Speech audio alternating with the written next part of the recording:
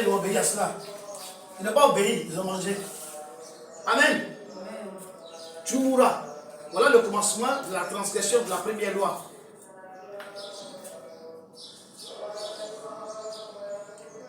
Donc, à cause de cette loi-là, la transgression de cette loi-là, le péché vient dans le monde. On va continuer un peu devant. Genèse 3, verset 6. 3, 6. Amen. La femme, j'ai dit la parole, Genèse 3, 6. La femme vit que l'arbre était bon à manger et agréable à la vue, et qu'il était précieux pour ouvrir l'intelligence. Elle prit de son fruit et en mangea. Elle en donna aussi à son mari qui était auprès d'elle, et il en mangea. Amen. Donc elle a vu le fruit, donc le diable l'a montré. Elle a dit ce fruit-là c'est agréable, ça va te donner l'intelligence. Elle a pris à cela, elle a coupé ce fruit-là, elle a mangé. Son mari était à côté, elle a pris aussi, elle a donné à manger. Et dès qu'ils ont mangé, ils ont transgressé la loi de Genèse 2, 16 à 17.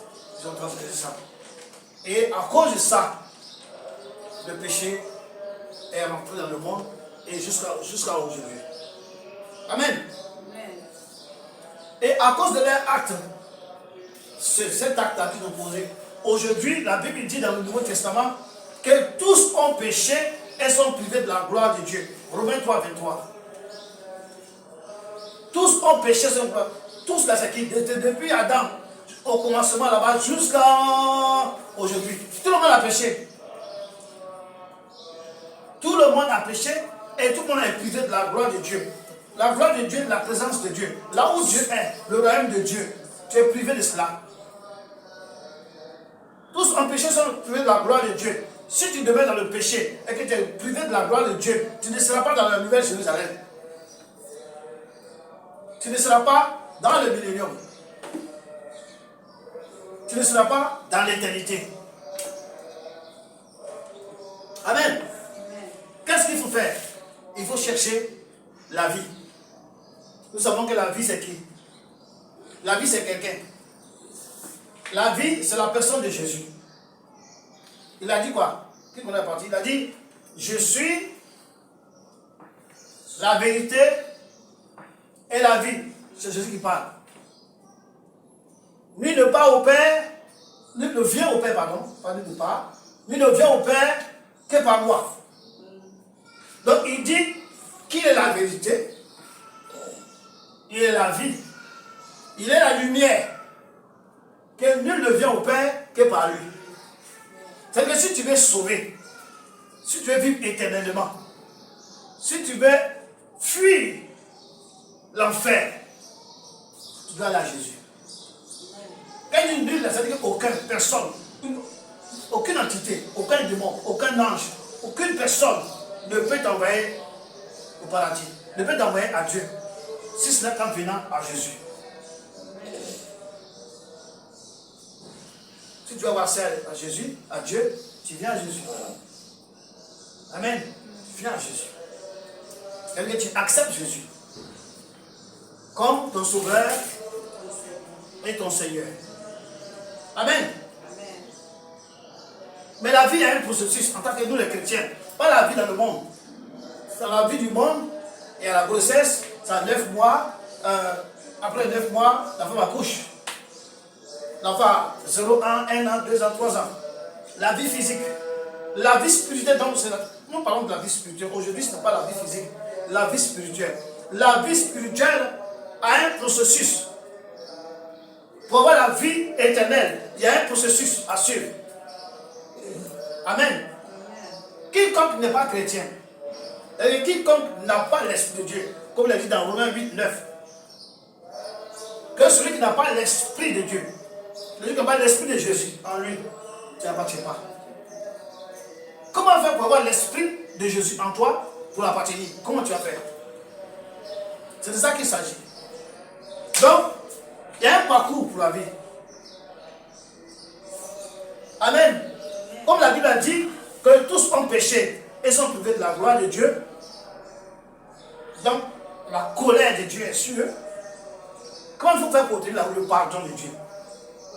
Comment il faut faire pour que Dieu nous pardonne? De nous-mêmes, nous ne pouvons rien faire. Parce que nous-mêmes ne pouvons pas enlever le péché sur nous. Aucun animal, aucun sang d'animal peut enlever le péché sur nous. Dieu a créé un mécanisme. Dieu a envoyé un agneau. Comme dans l'Ancien Testament, où lorsque tu péchais, tu prenais l'agneau, tu prenais un pigeon, une tourterelle, une vache, je ne sais pas quoi, pour que le péché soit couvert. Aujourd'hui, Dieu a envoyé un agneau. Cet agneau-là, lui, il enlève le péché. Lui, ôte le péché. Et personne ne peut aller au ciel. Personne ne peut voir Dieu si son péché n'est pas ôté. Or, il y a un seul agneau qui ôte le péché. Il n'y a pas plusieurs. Il n'y a pas plusieurs. Il y a un seul qui ôte le péché. L'agneau qui ôte le péché, Dieu nous a dit quel est cet agneau-là. Amen. Quel est cet agneau? C'est dans Jean 3,16, tout le monde connaît. Dieu a tant aimé le monde qu'il a envoyé son Fils unique. Pardon? Afin que quiconque croit en lui ait la vie éternelle. Ne périsse point, mais ait la vie éternelle. En effet, Dieu n'a pas envoyé son Fils, verset 17. Dieu n'a pas envoyé son Fils afin de juger le monde. Mais il a envoyé son Fils pour que le monde soit sauvé. Jean 3,16 jusqu'à 17. Donc, le Fils là, c'est lui qui est l'agneau. C'est le sang de cet agneau-là qui ôte le péché. Amen. Le sang de cet agneau-là qui purifie. Car Dieu est pur. Dieu est saint. 3 fois saint. Amen. Et personne ne peut voir la face de Dieu s'il n'est pas sanctifié. S'il vit dans le péché. Si son péché n'est pas ôté. Alors qu'est-ce qu'il faut faire? Il faut suivre le processus. Amen. Sur le processus pour que Dieu te pardonne. Dieu ne te pardonne pas comme ça. Il y a des mécanismes qu'il a mis en place pour le pardon. Même dans l'Ancien Testament, il y a un mécanisme. Dans le Nouveau Testament, il y a un autre qui est l'agneau de Dieu, qui est le Fils unique de Dieu. Amen. On va lire Hébreux 9. Hébreux 9.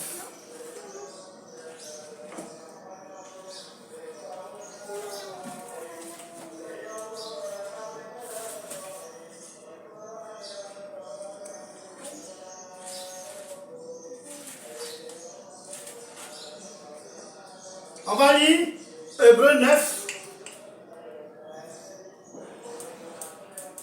11 à 14.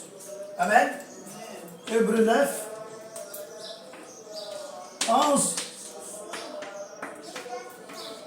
11 à 14. J'ai lu la parole de Dieu. Mais Christ est venu comme souverain sacrificateur des biens à venir. Il a traversé le tabernacle, Attends, excusez-moi, je reprends. Mais Christ est venu comme souverain sacrificateur des biens à venir. Donc le bien que je vous ai parlé tout à l'heure. Il a traversé le tabernacle plus grand et plus parfait, qui n'est pas construit de main d'homme, c'est-à-dire qui n'est pas de cette création. Et il est entré une fois pour toutes dans le lieu très saint, non avec le sang des boucs, des veaux et des veaux, mais avec son propre sang, ayant obtenu une rédemption éternelle. Car si le sang des taureaux et des boucs et la cendre d'une vache répandue sur ceux qui ont souillé sanctifie et procure la pureté de la chair, combien plus le sang de Christ, qui par un esprit éternel s'est offert lui-même sans tache à Dieu, purifiera-t-il votre conscience des œuvres mortes, afin que vous serviez le Dieu vivant.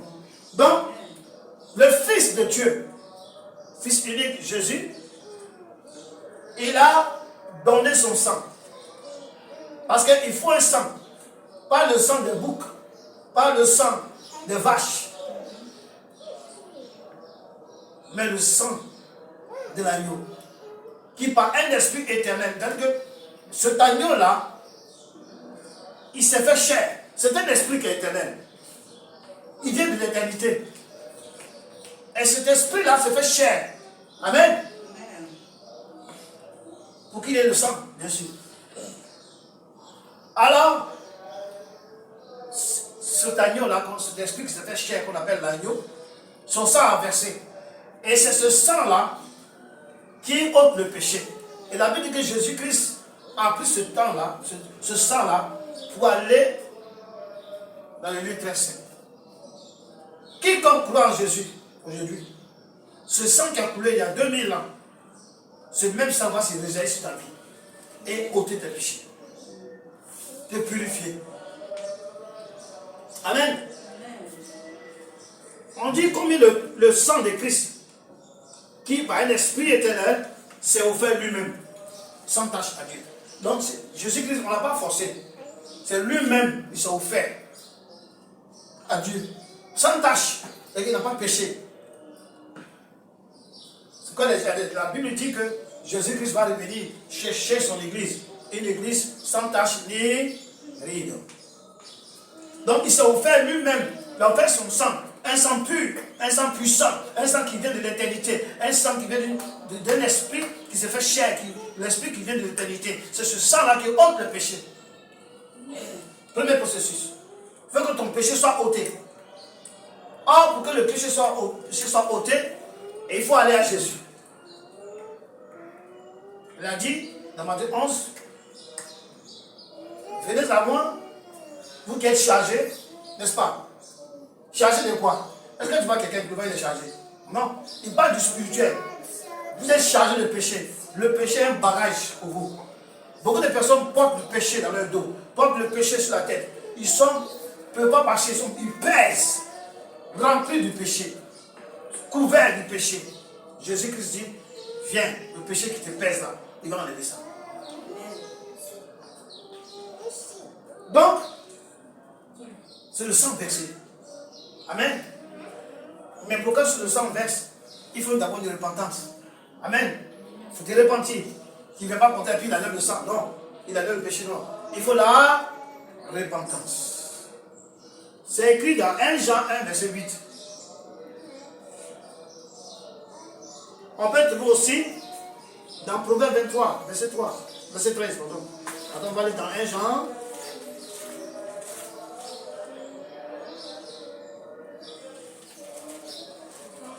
Jean 1, verset 8 à 9. J'ai lu la parole. 1 Jean 1, verset 8.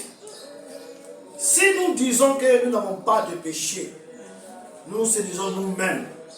Et la vérité n'est point à nous. Si nous confessons nos péchés, il est fidèle et juste pour nous les pardonner. Et pour nous faire quoi? Purifier de tout ce. Donc, il faut confesser tes péchés. Maintenant, quand tu confesses là, tu te répands. Alors lui, il te pardonne. Et après t'avoir pardonné, il purifie. Il te purifie. Avec quoi? Avec son sang qui a coulé sur la croix. Ce n'est pas avec de l'eau. Ce n'est pas avec de l'eau. Ce n'est pas avec, comment on appelle ça, le sang de mouton. Comme nos frères d'à côté, on le font. Donc, il faut d'abord faire quoi? Te repentir. Te repentir. Confesser tes péchés. Dis à Dieu que tu reconnais que vraiment tu as péché. Que tu as toujours péché. Reconnais ça. Lorsque tu reconnais ça, Dieu il te pardonne. Il dit comme tu reconnais tes péchés et que tu te confesses, alors moi je te pardonne. Mais il ne s'arrête pas dans le pardon. Le péché que tu as confessé, il va venir l'ôter. L'enlever avec quoi? Avec du sang. Et son sang qui a coulé. Amen. Lorsque tu as fini de confesser, lorsque Jésus-Christ t'a pardonné et qu'il a ôté le péché, il va maintenant, il y a un autre processus qui reste, c'est le baptême d'eau. Amen. Tu vas te baptiser.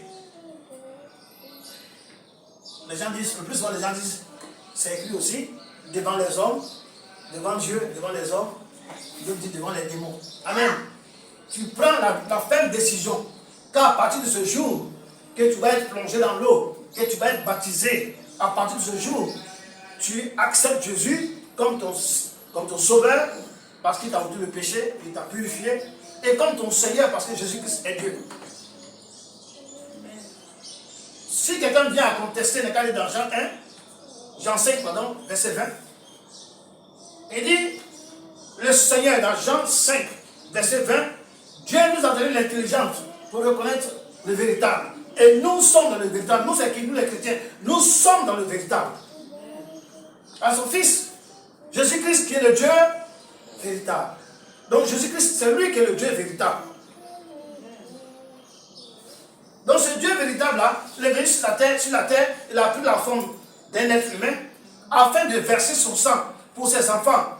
Et que son sang-là, dorénavant, va sauver toute personne qui va se confesser, toute personne qui va venir avouer ses péchés. Alors Dieu, Jésus-Christ, va le pardonner, va ôter ses péchés, et cette personne passe par le baptême, qui est un témoignage. Le baptême, qui est une nouvelle naissance aussi. Amen. C'est dit dans Jean 3, 5 à 7, je crois. Jean 3, 5 à 7. Jean 3, on va lire ça rapidement.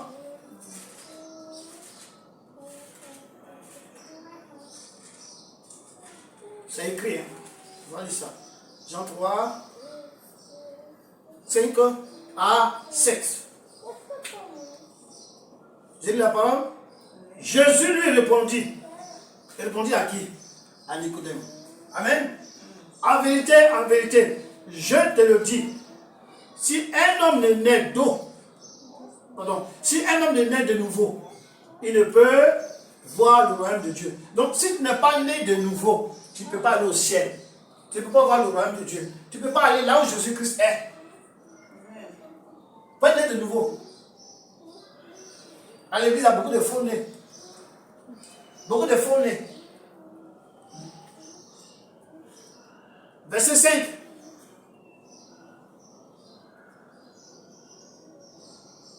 Verset 4, je crois. Non, verset 5. On va à verset 5. Verset 6.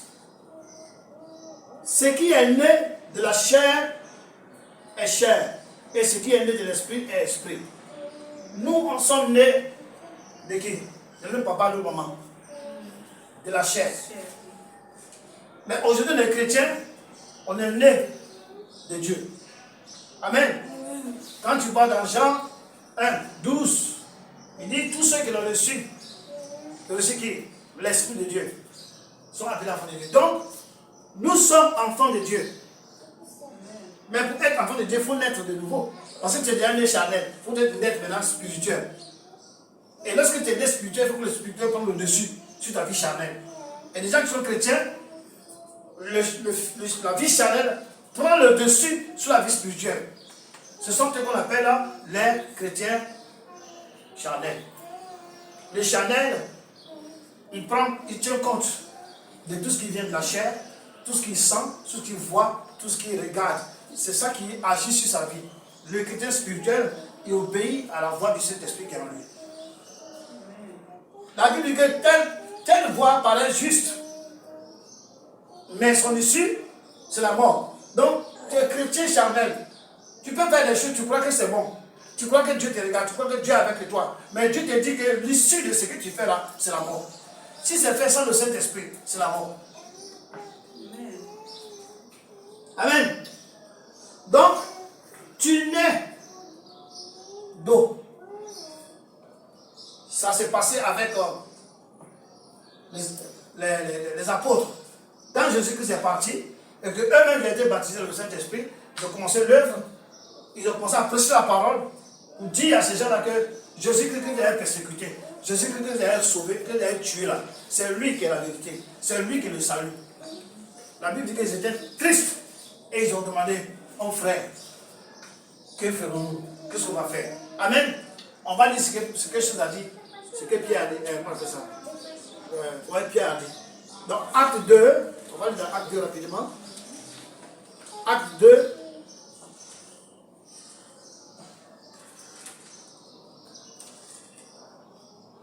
Acte 2. On va aller verset 37 rapidement. 37 à 39. Acte 2, 37 à 39. J'écris ça. Acte 2, 37, 39. Amen. J'ai la parole. Après avoir entendu ce discours, c'est le discours qu'il vient de vous dire tout à l'heure. Après avoir entendu ce discours, ils eurent le cœur vivement touché. Et ils dirent à Pierre et aux autres apôtres, oh frère, que ferons-nous?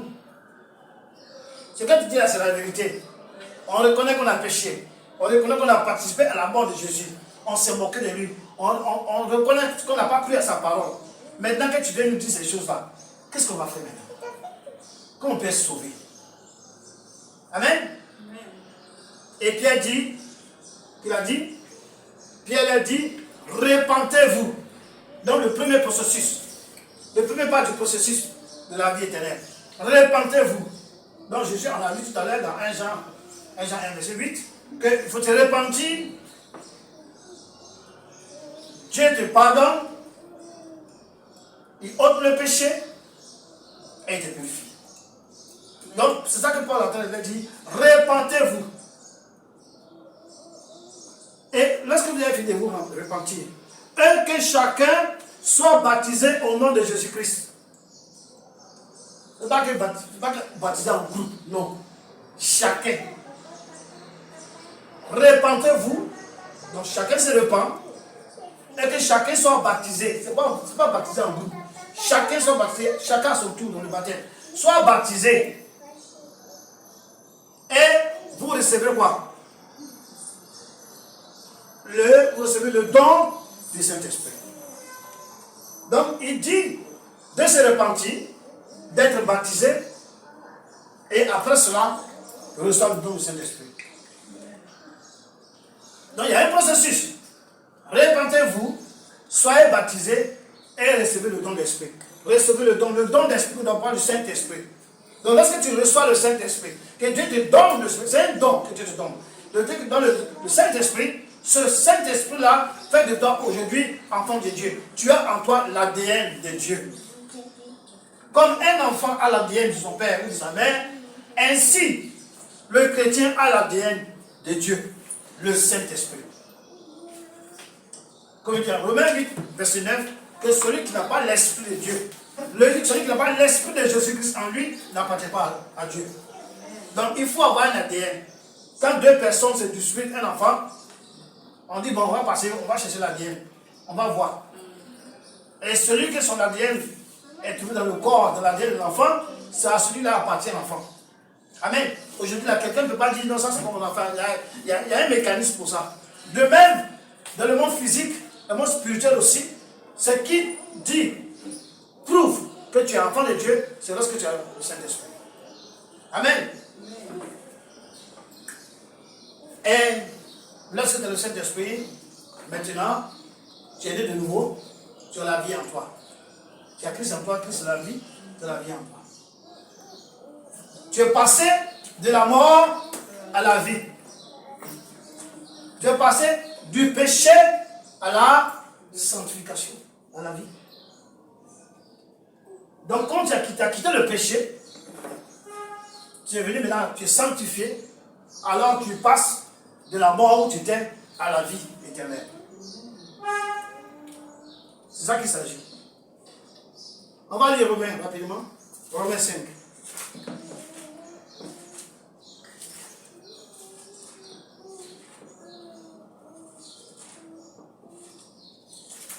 Romains 5.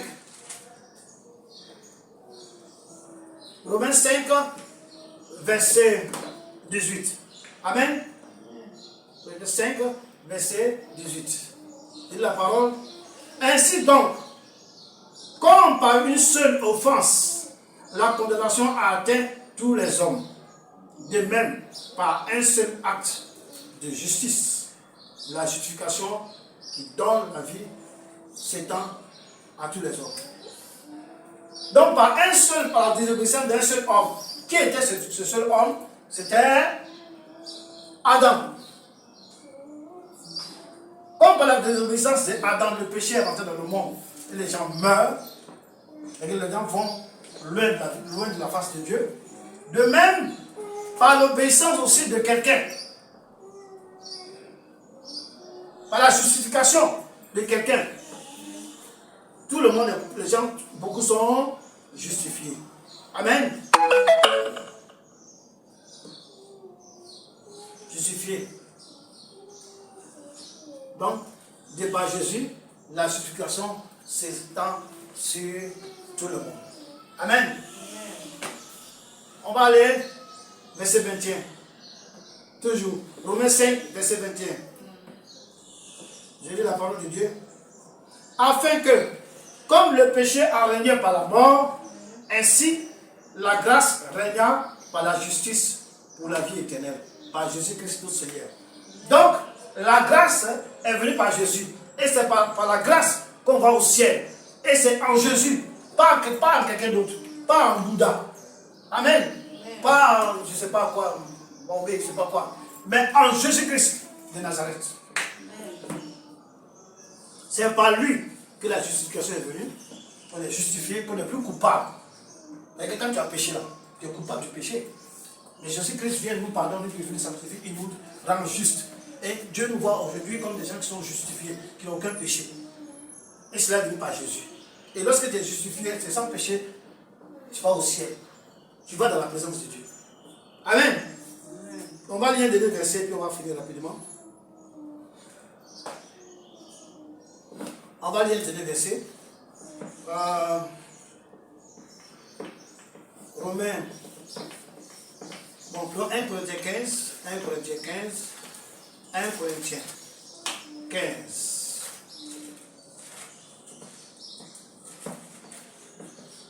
« 1 Corinthiens 15, verset 21. Verset 1 Corinthiens 15, verset 21. 1 Corinthiens 15, verset 21 à 22. Amen. 1 Corinthiens 15, verset 21 à 22. J'ai lu la parole de Dieu.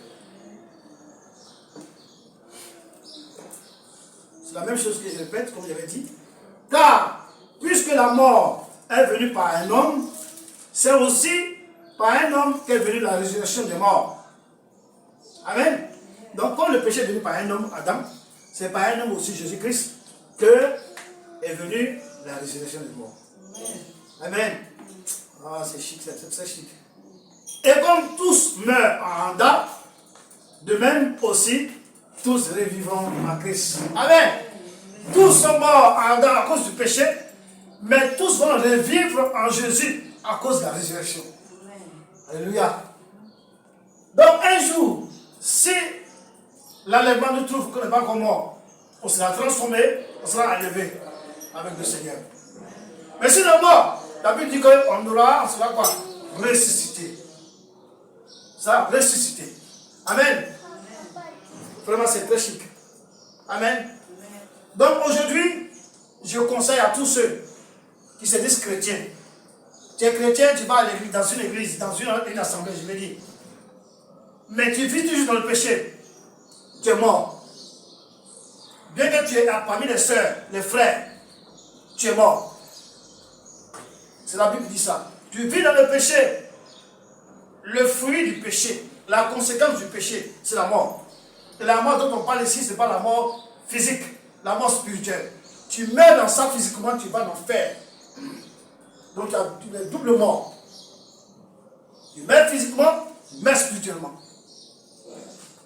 Dieu met devant nous, ce matin, la vie et la mort. Dieu met devant nous ce matin, le bien et le mal. Faisons le bien. Choisissons la vie. Amen. que la Bible dit que celui qui refuse cela, dans Jean 3, 36, celui qui n'a pas le Fils. Amen. Qui va nous dire ça? Celui qui n'a pas le Fils n'a pas la vie. Amen. Mais la colère de Dieu demeure sur lui. Cherchons à avoir le Fils. Le Fils c'est qui? Le Saint-Esprit. Le Saint-Esprit c'est qui? C'est Jésus. Jésus c'est qui? C'est le Dieu Tout-Puissant. Cherchons à avoir Dieu en nous. Et marchons par le bien. Pour ne pas tomber dans le mal. Marchons par le bien. Arrêtons de critiquer les hommes de Dieu. Arrêtons de critiquer les frères et sœurs. Arrêtons de combattre les frères et sœurs dans l'église. Arrêtons la jalousie, la méchanceté, l'aigreur. Dieu appelle, personne ne vient à Jésus si Dieu ne l'appelle.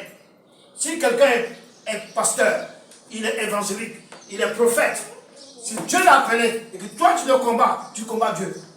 Tu fais très attention. Si c'est un faux, que tu le combats, ok, ça c'est un fou là-bas. Mais si c'est vraiment un homme de Dieu, que tu le combats, tu dois combattre Dieu. Et tu mets la colère de Dieu sur toi. Donc ce qui nuit aujourd'hui aux enfants de Dieu, c'est quoi? Les critiques, les murmures, les commérages, les outrages. Tout ça c'est le mal. Dieu appelle ça le mal. Ce n'est pas que lorsque tu t'envoles dans la société, tu es quelqu'un qui est le mal. Non. Ça aussi c'est le mal. Mais tout ce que je viens de citer là, c'est le mal aussi. Et ça c'est le propre des chrétiens. La jalousie.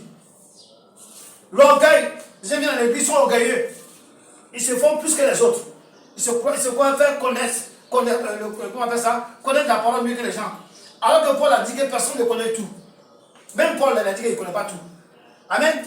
Paul a dit qu'on connaît à moitié. L'autre moitié, là, c'est comme cela est Christ, on va connaître tout. Des gens se font des connaisseurs. Ils sont de la littérature de la Bible. Ils sont de la littérature. Personne ne peut comprendre la parole de Dieu en la lisant lui-même simplement comme ça. On ne peut pas comprendre. Il faut la lire en association avec le Saint-Esprit qui va t'expliquer de quoi il s'agit. En cas d'arrêter, quittons la littérature, quittons la lettre, rentrons dans la révélation de Dieu, rentrons dans la communion avec le Saint-Esprit. Comme il est écrit dans 1 Corinthiens 1, verset 9, je vais lire ça. Excusez-moi, 1 Corinthiens 1, verset 9.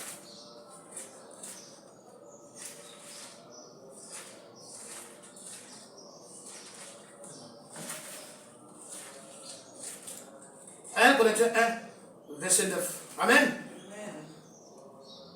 Dieu est fidèle. Lui qui vous a appelé à la communion de son Fils, Jésus-Christ, notre Seigneur. Donc Dieu appelle tout un chacun à aller chercher la communion avec le Seigneur, avec Jésus-Christ. Dieu appelle tout chrétien à chercher la communion, la communication avec le Saint-Esprit. Si tu es chrétien et tu vis en dehors de la communion, tu vis en dehors de la communication avec le Saint-Esprit, avec Jésus de Nazareth, tu ne vas pas manquer de péché. Et même quand tu as péché, tu ne le sauras pas. Parce que pour te repentir, il faut savoir que tu as péché. Amen. Que Dieu nous bénisse. Amen. On va s'arrêter aujourd'hui. Que Dieu nous garde et que Dieu fasse en sorte que cette parole reste gravée sur la table de notre cœur et que nous puissions la mettre en pratique. Au nom de Jésus. Amen.